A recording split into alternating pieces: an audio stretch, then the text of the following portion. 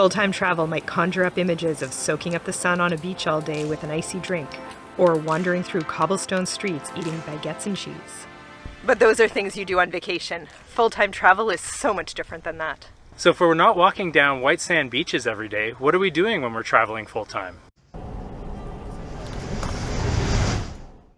Chris and I are long-term travelers. We travel the world with just our backpacks, often renting an apartment for a month or more in the places we're visiting. Or if we're in Canada or the US, we stay in our Honda Pilot microcamper. We love our daily life, but we don't consider it a vacation, at least most of the time. When we go on vacation, we're looking to relax and get away from the routines and demands of regular life. We want to spend a week at a resort getting pampered or visit amazing pieces of architecture without having to think too much about our projects back home. And that's great for a short visit, but we can't spend money like that 365 days a year. Full-time travel does give us some time to relax, but so much more too. As full-time travelers, we hope to take in the local culture and spend more time being part of the community we're staying in. We have amazing moments, but just like daily life, we have ongoing projects and challenges too. So here's what we do as full-time travelers when we're not out on an adventure. We wake up in the morning and check the news, and depending on the time zone we're in, we check the markets too.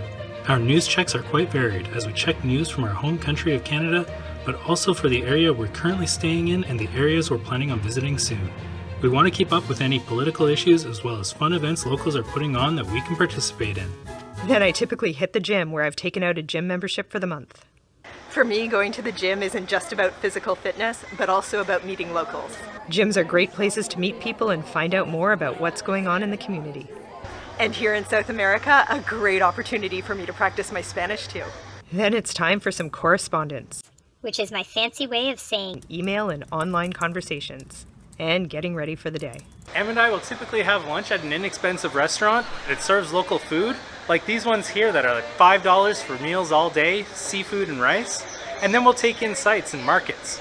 Afternoons are about working on projects.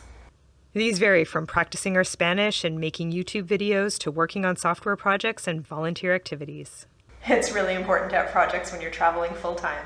Taking in the local sites and touring around is amazing, but it's not enough to keep your mind occupied for 12 months a year, and it can get expensive. Ongoing projects give us a lot of satisfaction that we can't get from travel alone.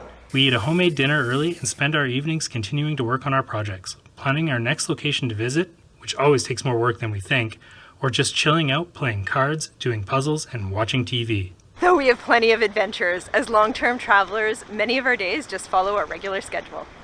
Vacations are wonderful getaways, but to really enjoy them, you have to have tougher days and feel a sense of accomplishment when you finish a big project.